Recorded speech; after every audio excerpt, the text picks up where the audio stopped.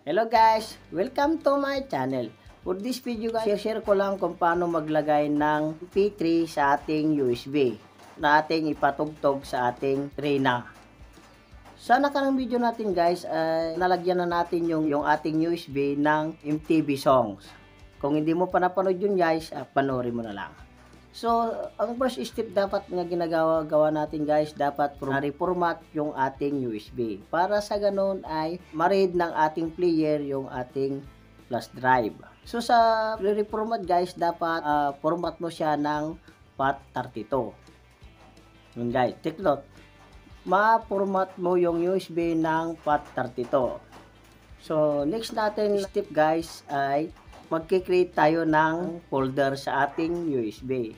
Yun ay maglalagay tayo ng underscore, double underscore, tapos yours dart.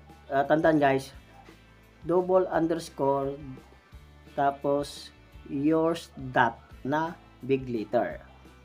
So, yun na guys, nakakreate na tayo. So, kailangan natin ng MP3 songs.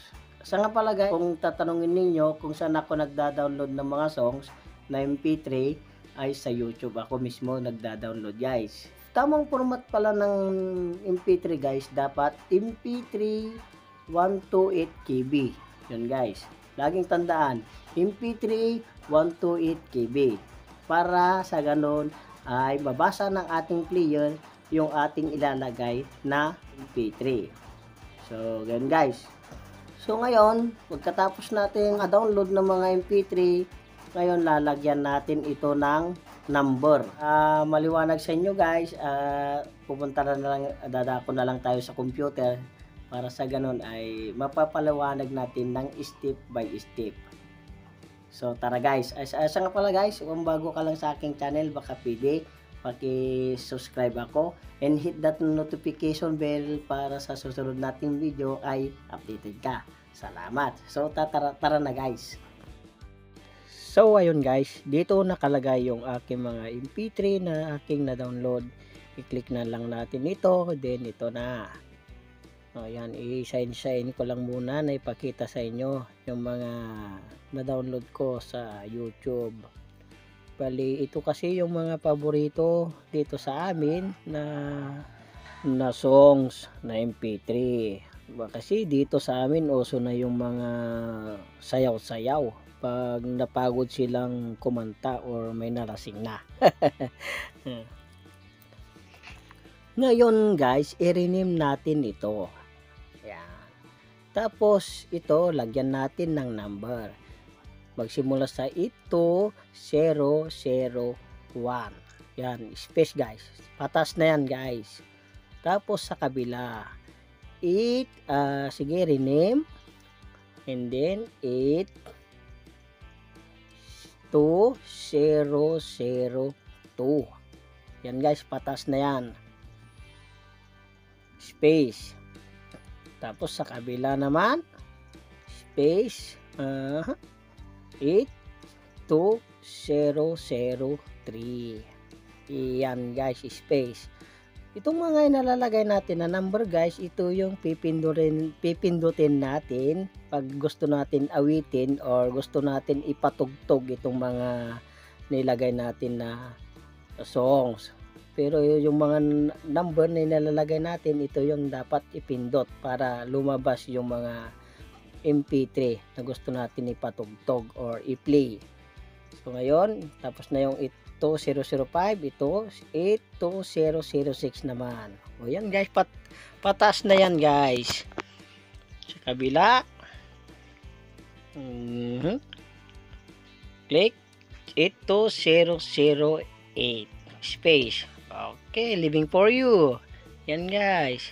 Ito mga requested song to guys. So yun, 82009. Ito kasi mga nilagay ko dito ay mas requested song guys. Si Losel. So 82009 na yon. 10 naman ito. 82010. Yan guys. Basta patas na yan guys. Wag kayong malito. Patas na yung mga number niyan. Tapos sa kabila, rename again. Tapos 82011. Oh, ganyan lang guys, kasi kasimple yung paglagay ng mga number. 82001, patas na yan guys. As nakita nyo naman guys, ganyan yung ginawa ko. Ngayon, pwede na tayong magkakopy. Ikakopy natin ito sa ating nagawang folder kanina na dalawang underscore tapos yours dot. So, ayun guys, natapos na natin mag-rename. Ngayon ay magkakopy na tayo.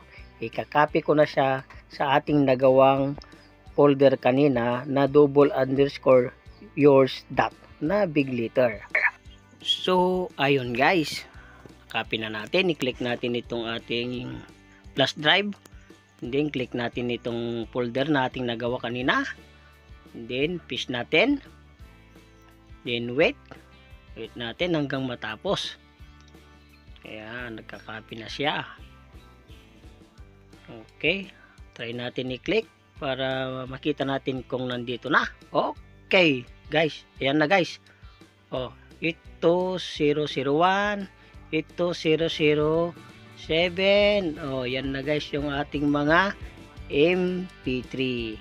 Sa baba naman guys, ito naman yung number, yung 9, ibig sabihin na yan guys, yan ang ating MTV songs na ating nilagay sa ating nakaraang video.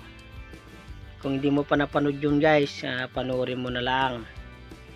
At siyempre yung mga hindi pa nakasubscribe, please pasubscribe na lang sa aking channel. Salamat. At kung may tanong, please